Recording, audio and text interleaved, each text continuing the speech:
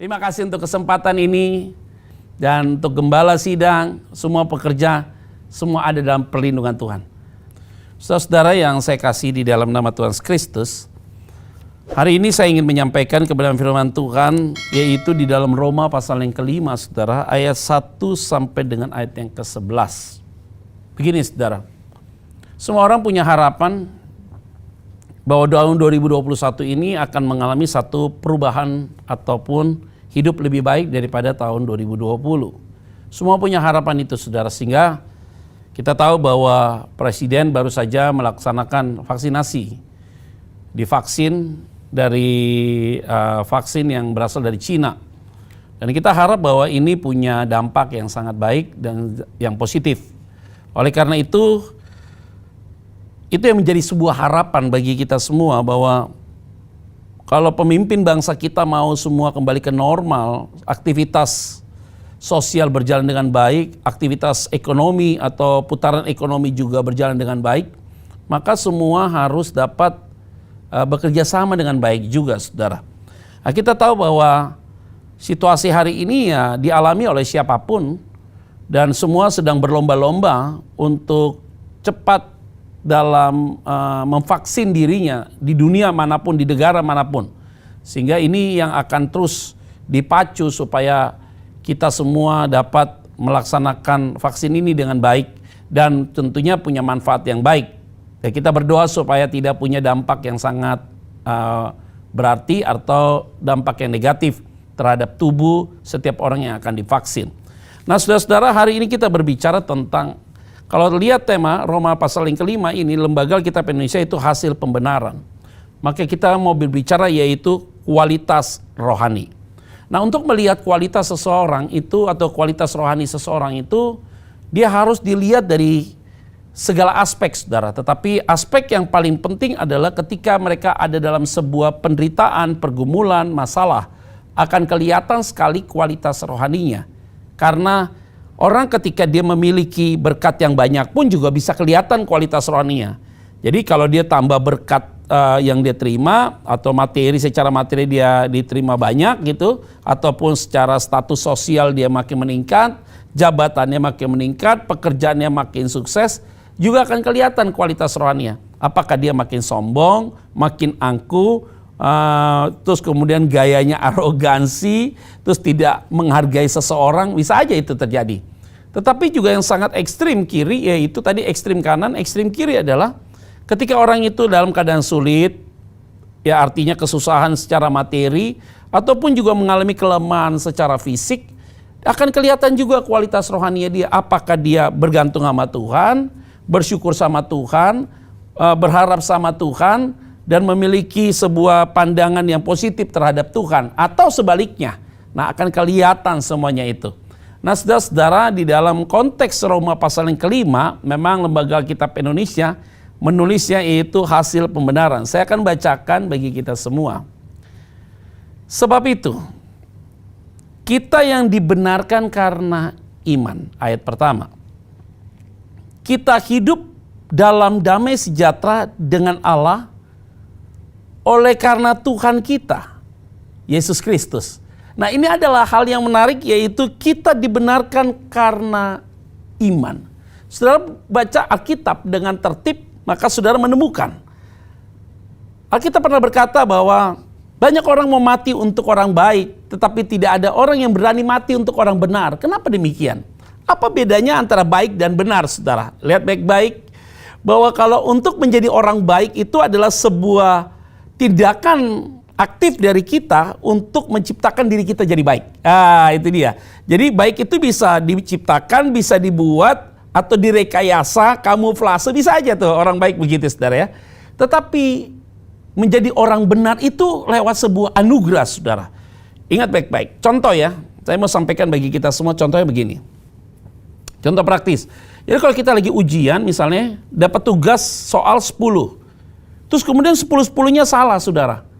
Nah, saya sebagai dosen tiba-tiba membenarkan semuanya itu yang saudara jawab salah itu, saya benarkan semuanya itu. Itulah yang disebut dengan dibenarkan.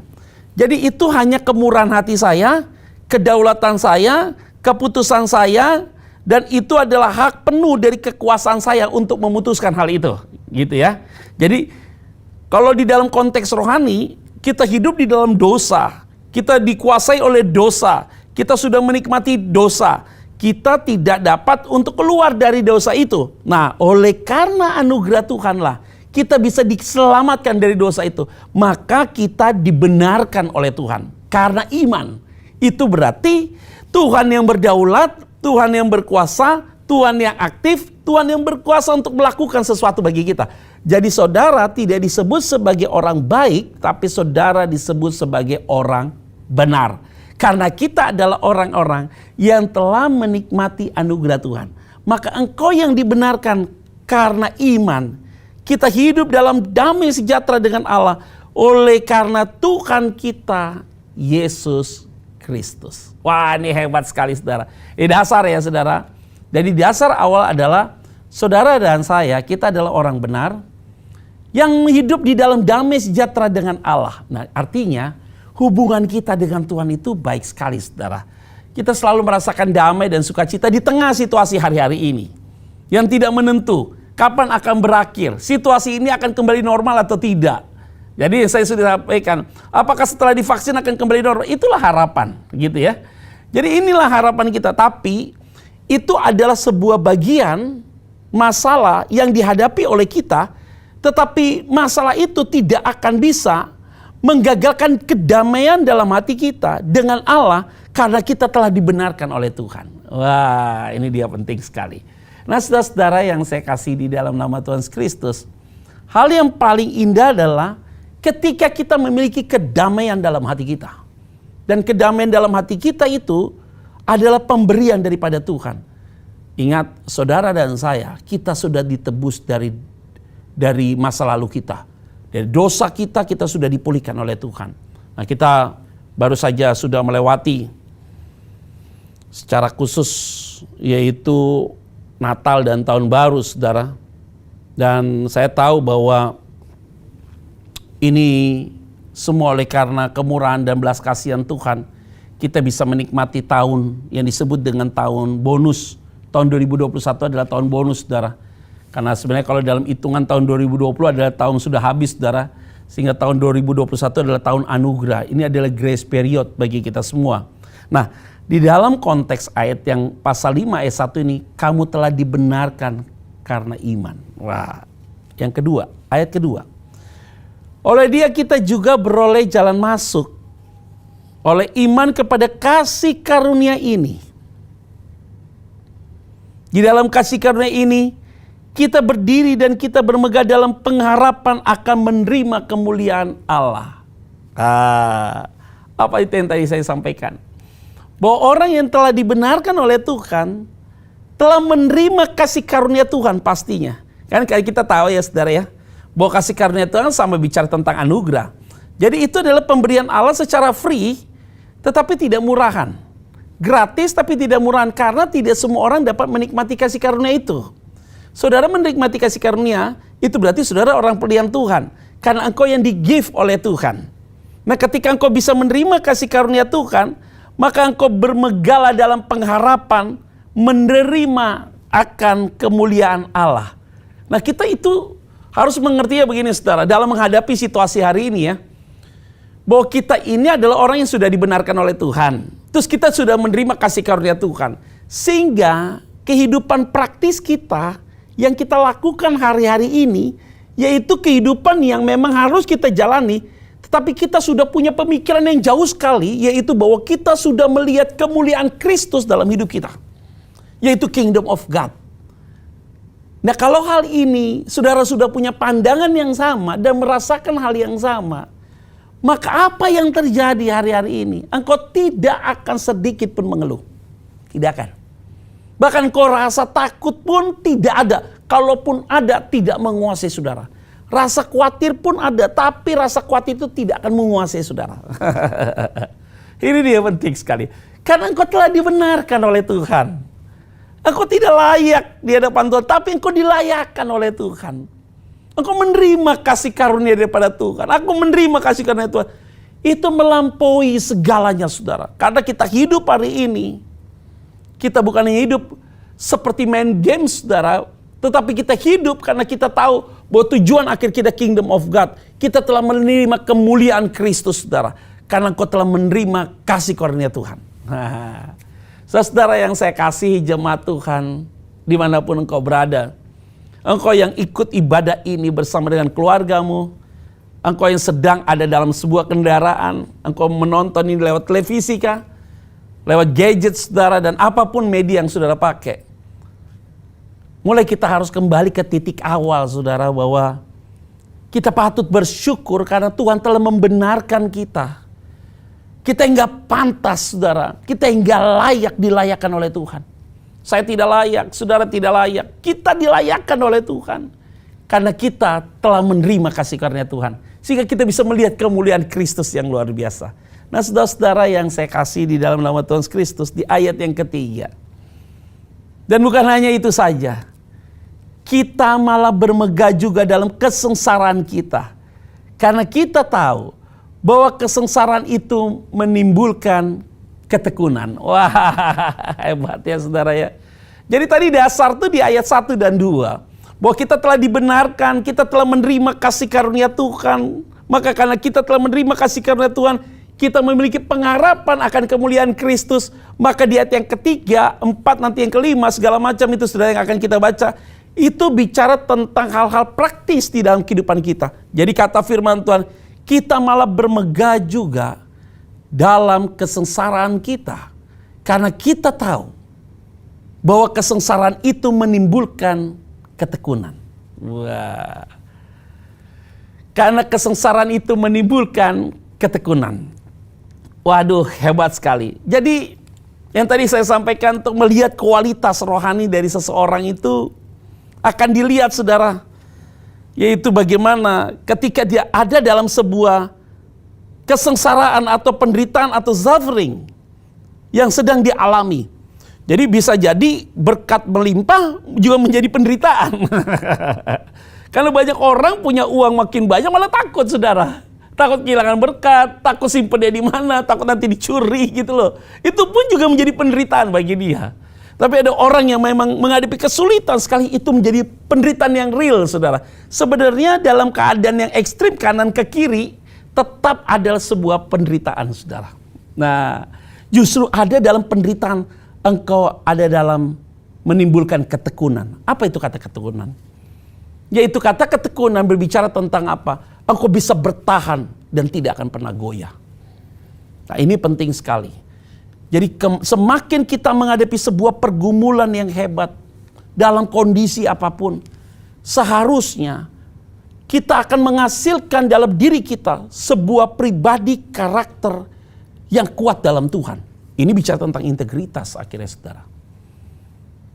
Jadi ketika engkau menghadapi penderitaan, beban masalah dalam keluarga, dalam pribadi menghadapi suami, istri, atau anakmu, orang tuamu, penyakit, kondisi ekonomi, pekerjaan, usaha bisnis, dan pelayanan.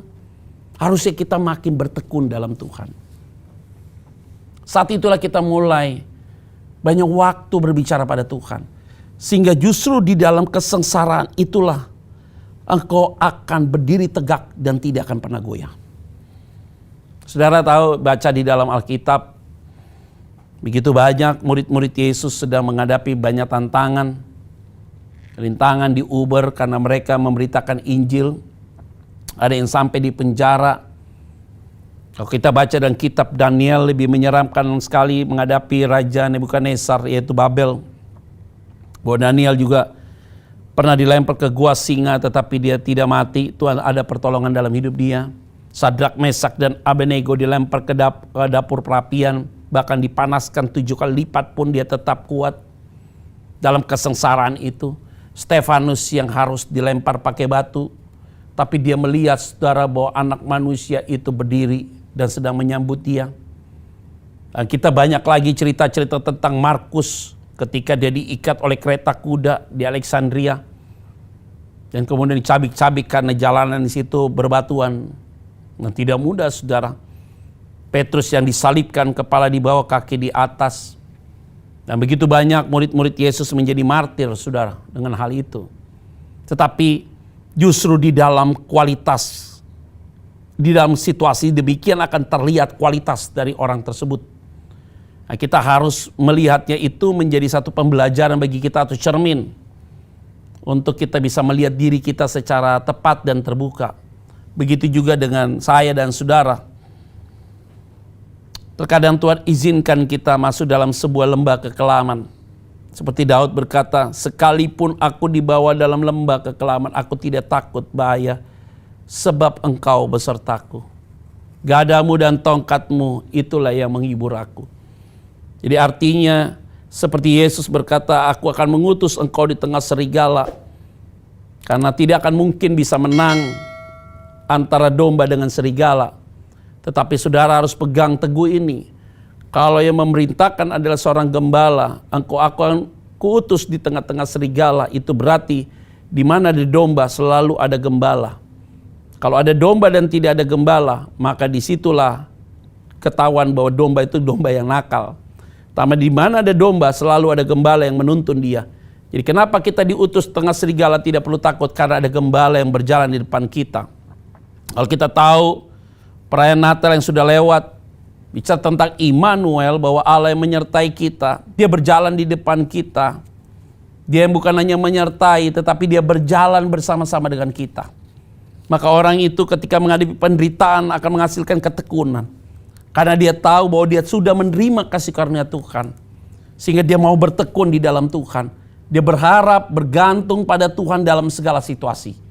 Nah, ini penting sekali. Saya mau ingatkan bagi kita, bukan justru engkau menghadapi banyak tantangan, penderitaan, pergumulan, engkau datang ke orang pintar dan bertanya kepada orang pintar.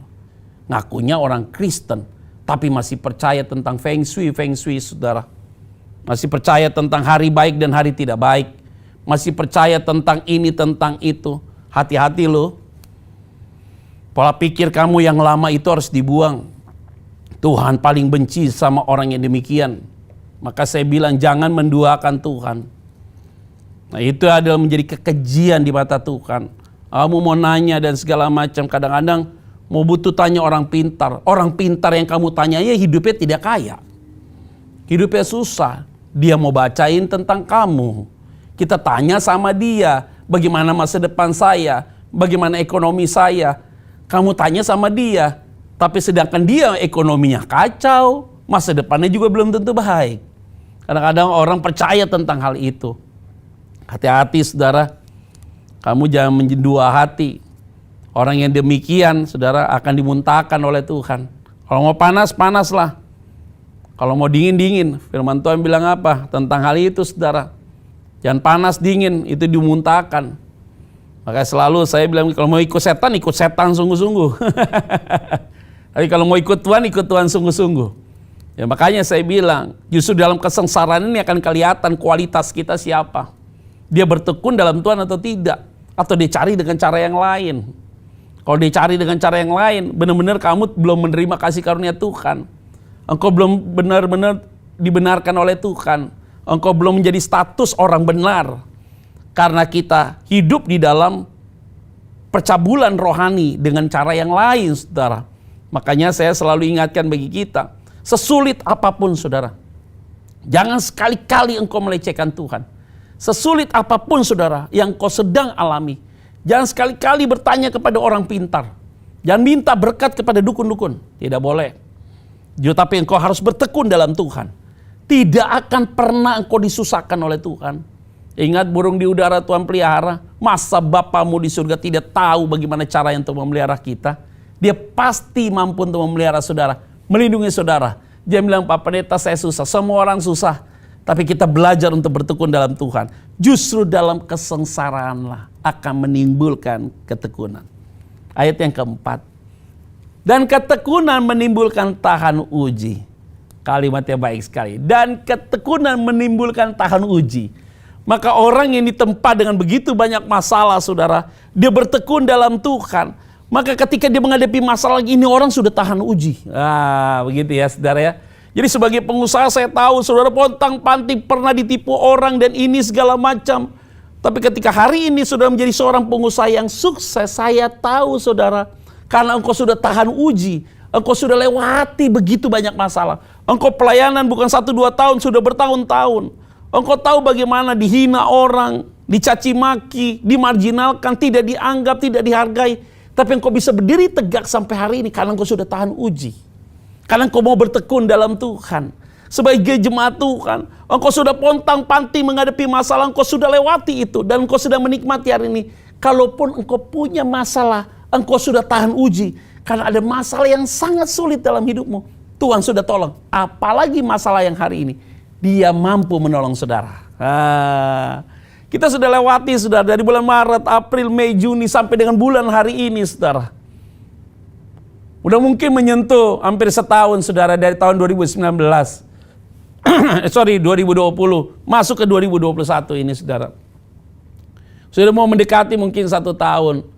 Tapi lihat dong saudara, tahun 2020 di awal bulan Maret ketika Pak Presiden mengumumkan 2 orang suspek corona. Dan sampai dengan hari ini. Masa Tuhan gak pelihara kita? Tetapkan Tuhan jaga kita. Tuhan pelihara kita, Tuhan lindungi kita. Maka hari ini seharusnya kita sudah tahan uji untuk menghadapi itu semua. Jadi tidak ada lagi bahasa-bahasa klise, bahasa-bahasa mengeluh, bahasa-bahasa apatis, acuh tak acuh, pesimis, gak boleh lagi. Karena kita sudah beda. Ini penting sekali. Yang saya mau sampaikan begini, kita harus kelihatan kualitas rohani kita bagus sekali. Nggak mau saya katakan good, nggak harus excellent. Ya, inilah jemaat Tuhan yang saya kasih di dalam nama Tuhan Kristus. Nah, ini adalah menjadi penting orang yang tahan uji ini, mentalnya makin kuat dia dalam Tuhan. Makanya saya selalu bilang begini, kalau ada anak yang dimanjakan di dalam satu keluarga dengan anak yang hidupnya memang berjuang, saudara, beda loh saudara.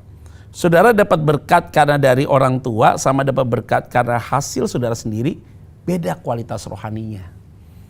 Yang satu difasilitasi dengan kemewahan, tidak diajar untuk bekerja, yang satu bekerja dengan keras, beda saudara.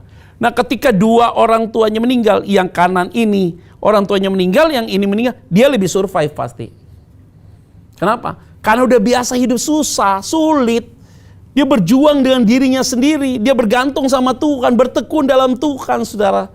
Dia tidak bergantung kepada siapapun. Dia bisa menikmati berkat dari usahanya dia. Sehingga ketika dia tidak ada lagi orang tuanya, dia tetap berdiri kuat. Bahkan mentalnya sudah terbentuk. Beda sama anak yang ada di sini. Yang dimanjakan, difasilitasi dengan luar biasa. Orang tuanya tidak memberikan ruang untuk dia bekerja, dia menikmati berkat. Ketika orang tuanya tidak ada, harta makin habis. Ini orang tidak bisa berbuat apa-apa dia. Dia tidak bisa berbuat apa-apa dia. Nothing to do nih orang. Yang ini bisa lakukan sesuatu, doing something, dia bisa do something dalam banyak hal. Nah saudara-saudara, orang yang tahan uji adalah orang yang sudah ditempa lewat sebuah proses kehidupannya dia. Baik dalam pelayanan, baik dalam pekerjaan, baik dalam rumah tangga, baik dalam kehidupan sosial. Dia sudah lewati fase yang luar biasa. Nah, makanya saya bilang begini, menjadi pemimpin itu jangan jadi karbitan gitu lah ya. Menjadi pelayan Tuhan itu juga jangan karbitan, tapi lewat sebuah proses. Kalau segala sesuatu lewat sebuah proses, sebagai seorang pemimpin lewat proses, menjadi pelayan Tuhan lewati proses, menjadi pengusaha lewati proses, pasti beda kualitasnya. Sama mereka-mereka yang sifatnya adalah dibonsai saudara gitu ya. Tiba-tiba jadi pemimpin, nggak tahu dari mana. Biasanya dapat goncangan, drop langsung. Menjadi pelayan Tuhan dipaksakan, yang penting bisa ngomong. Tidak lewat proses, drop langsung. Dapat tantangan, hilang dia habis. Menjadi pengusaha juga begitu. Kelihatannya kagetan, selesai habis dia. Dapat tantangan, habis dia. Nah orang-orang yang tahan uji, maka saya kembali lagi konteks ya. Dia telah dibenarkan Tuhan, telah menerima kasih karunia daripada Tuhan. Tetapi lebih daripada itu, ketika dia menghadapi sebuah tantangan dalam hidup dia, dia bertekun sehingga dia punya kualitas rohani yang luar biasa. Nah, di ayat yang sama saudara, yaitu di ayat yang keempat itu. Dan ketekunan menimbulkan tahan uji, dan tahan uji menimbulkan pengharapan. Wah, ini dia. Jadi kalau kita bicara tentang pengharapan saudara, ini adalah sebagai sebuah pondasi yang kuat dari sebuah iman saudara. Jadi iman itu dasarnya adalah pengharapan. Maka iblis Dia tidak menyerang imanmu, tetapi dia menyerang pengharapanmu. Maka selalu saya katakan bahwa pengharapan itu seperti suluh, yaitu jangkar yang dilempar ke dasar laut kalau kapal itu mau bersandar di dermaga. Jadi kapal yang besar mau bersandar di dermaga, dilempar dulu jangkar itu supaya nancep di dasar laut. Itulah pengharapan. Suluh itu adalah jangkar, itu adalah pengharapan. Iman itu adalah kapal yang besar. Jadi angin itu bisa goyangkan kapal itu, tapi kalau jangkar itu masih tetap mengikat di dasar laut itu, maka kapal itu tidak akan mungkin kebalik ataupun terombang-ambing karena ada ikatan di situ. Itulah iman. Tetapi kalau iblis saya menyerang iman itu tidak akan goyah karena pengharapan kita masih kuat. Nah, yang paling bahaya adalah ketika pengharapan itu yang dihancurkan, saudara. Kalau pengharapan itu diangkat, jangkar itu dilepas, aduh, sudah angin kecil aja kapal itu bisa hilang ke bawah arus. Jadi iman itu yang paling rawan adalah pengharapan. Nah, kalau pengharapan itu sudah mulai goyah dan tidak punya pengharapan, habis kita hari ini. Hari ini, kualitas semua akan ditentukan dengan pengharapanmu yang harus kuat dalam Tuhan. Kalau kita tidak punya pengharapan lagi, aduh vaksin ini pasti nggak berhasil, vaksin ini tidak berpada. Kamu tidak punya pengharapan lagi, udah habis. Orang itu bisa bertahan hidup sampai hari ini, bisa kita berbuat sesuatu karena kita punya pengharapan kepada Tuhan. Maka firman Tuhan jelas katakan di situ. Dan pengharapan tidak mengecewakan di ayat yang kelima. Karena kasih Allah telah dicurahkan di dalam hati kita oleh Roh Kudus yang telah dikaruniakan kepada kita. Artinya, saudara, bahwa pengharapan yang kita memiliki pengharapan yang tidak mengecewakan. Karena pengharapan itu adalah kalimat yang tadi itu jelas, karena kasih Allah telah dicurahkan di dalam hati kita, hati saudara, hati saya, oleh Roh Kudus yang telah dikaruniakan kepada kita. Jadi hari ini kita bisa kuat. Kita punya pengharapan yang tidak akan pernah digoyahkan karena ada Roh Kudus dalam hati kita. Nah, saudara-saudara jemaat Tuhan yang saya kasih di dalam nama Tuhan Kristus, saya tidak akan bisa sampai hari ini kuat kalau tidak ada karya Roh Kudus dalam hati saya. Begitu juga dengan saudara. Jadi Roh Kudus itu adalah pribadi Allah yang tinggal tetap di dalam hati kita, yang tidak bisa diusir. Kendati kita berbuat kesalahan, tetapi kesalahan kita itu tidak akan pernah membuat Roh Kudus itu keluar dalam diri kita. Tapi Roh Kudus itu dipadamkan iya, dibuat pasif iya. Tapi ketika kita mengaku dosa, kita merasa bersalah, maka Roh Kudus itu menjadi aktif, saudara. Dan kita tidak menjadi jadi kebal, saudara, tidak. Tetapi kita disadarkan oleh karya Roh Kudus untuk makin hari makin lebih baik. Ini dia penting. Jadi hari ini kita harus punya pengharapan yang besar. Saudara ingat baik-baik, tidak boleh ada yang putus asa. Di dalam keluarga kita tidak boleh ada yang putus asa. Saya mau sampaikan, kendati engkau berdoa terus tentang suamimu, tentang istrimu, engkau harus punya keyakinan bahwa Tuhan pasti akan pulihkan dia. Kalau engkau berdoa tentang anakmu, orang tuamu, engkau juga harus punya iman bahwa mereka kelak akan dipulihkan dan diselamatkan oleh Tuhan. Siapapun saudara hari ini, kita harus punya pengharapan. Saya punya pengharapan yang besar. Bahwa tahun 2021 saya yakin semua akan lebih baik. Pelayanan lebih baik. Mungkin usaha pelayanan saudara juga akan lebih baik. Keluargamu juga akan lebih baik. Kita makin mencintai Tuhan. Itu yang paling penting. Semakin kita mencintai Tuhan, semakin dekat dengan Tuhan, semakin takut berbuat kesalahan. Kita mau berbuat yang benar, menyenangkan hati Tuhan, dan biar Tuhan yang akan dipermuliakan. Ini adalah menjadi bagian penting, saudara, sehingga hari ini saudara sekalian adalah menjadi orang-orang yang sangat spesial yang dapat menikmati kebenaran firman Tuhan, karena saya yakin dan percaya bahwa Roh Kudus tinggal tetap di dalam hidupmu. Engkau memiliki pengharapan yang tidak akan mengecewakan saudara. Nah, saudara-saudara yang saya kasih di dalam Kristus, saudara, saya mau sampaikan ini saja, saudara, bagi saudara sekalian. Di ayat 11 adalah ayat terakhir, yaitu, dan bukan hanya itu saja, kita malah bermegah dalam Allah oleh Yesus Kristus Tuhan kita, sebab oleh Dia kita telah menerima perdamaian. Maka firman Tuhan ini menjadi satu bagian penting bagi kita semua, menjadi penutup dalam kebenaran firman Tuhan yang saya sampaikan bagi saudara, ingat baik-baik bicara tentang kualitas hidup kita. Yang pertama adalah engkau telah dibenarkan oleh Tuhan oleh karena kasih karunia Tuhan. Yang kedua, karena engkau telah dibenarkan oleh karena kasih karunia Tuhan, maka Tuhan izinkan kita masuk dalam sebuah pergumulan, tetapi justru melihat kualitas rohani kita untuk kita tetap bertekun di dalam Tuhan. Ini penting sekali. Maka yang ketiga, orang yang telah bertekun di dalam Tuhan, maka dia orang yang tahan uji dalam menghadapi apapun juga. Tidak akan pernah goyah dan tidak akan pernah gagal. Dan bahkan dia tidak akan pernah menyerah dalam bentuk apapun juga. Dan yang keempat, pastinya dia memiliki pengharapan. Dan pengharapan dia miliki adalah pengharapan yang kuat di dalam Tuhan. Yaitu pengharapan yang tidak mengecewakan. Dan pengharapan itu karena Kristus yang telah ada di dalam dirimu. Roh Kudus yang ada dalam dirimu. Yang memberikan pengharapan itu bagi saudara sekalian. Sehingga di ayat yang terakhir, ayat 11. Maka engkau bermegah dalam Allah oleh Yesus Kristus Tuhan kita, sebab oleh Dia kita telah menerima perdamaian itu. Biarlah kebenaran firman Tuhan ini menjadi berkat bagi kita semua. Kita tetap optimis, tetap semangat, berpikir positif, dan stay negatif. Hasil swab, PCR, ataupun rapid test, semua kita tetap harus negatif. Tetap kuat dalam Tuhan. Dan saya yakin dan percaya keluargamu semua dalam berkat Tuhan. Salam hormat saya untuk setiap gembala sidang. Dan saya yakin dan percaya saudara pasti diberkati Tuhan, jemaat Tuhan diberkati, dan semua para pekerja juga diberkati Tuhan. Mari kita bersatu di dalam doa.